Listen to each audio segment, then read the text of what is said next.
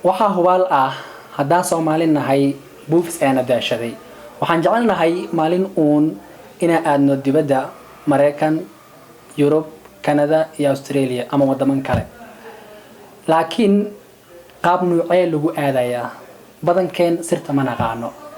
anigaba sidaas ayaan ahaa sanado ka hor waxa macquul ah inaad rabto dacwo inay ku socoto waxa laga yaabaa ganacsi inaad rabto inaad aado ama dalxiis inaad u aado wadamanka Europe ama America ama ganacsi shaqo inaad u aado Dubai, Turkey ama China waxa kale macquul ah inaad aado caafimaad oo ardina caafimaad u aado India ama Jarmalka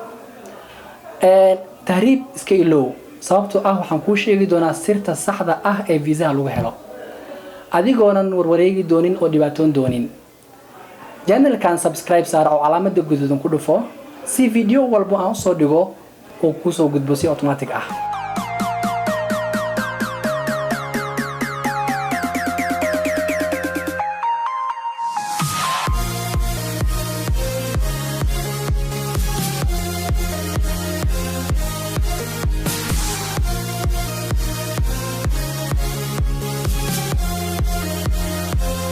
السلام عليكم magacaygu waa Yusuf YouTube channel ka daawanaysan waa Nurami Travelers sanadadii u dambeeyay waxaan booqday wadamo badan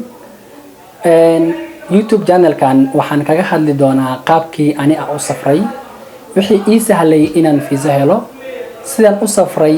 lacag yar iyadoo ugu baxayso sheekada dadka hormaray ama ganacsi ku hormaray ama safarada ku hormaray inaan ku soo gudbiyo si dhiirigelin ay ku noqoto waxaan kaloo ku soo gudbin doonaa macluumaad ku anfaco wadan walbo aan booqdo fiisooyinka noocyada uu kala baxaan wax baan kaaga sheegi doonaa midda ku anfacdo adiga ka dooran doono Schengen visa, medical, work visa, business, family, AU iyo WOV mid walbo oo aan ku soo dhawaaqay dul istaagi doonaa mid ayaan ugu hadli doonaa haddaba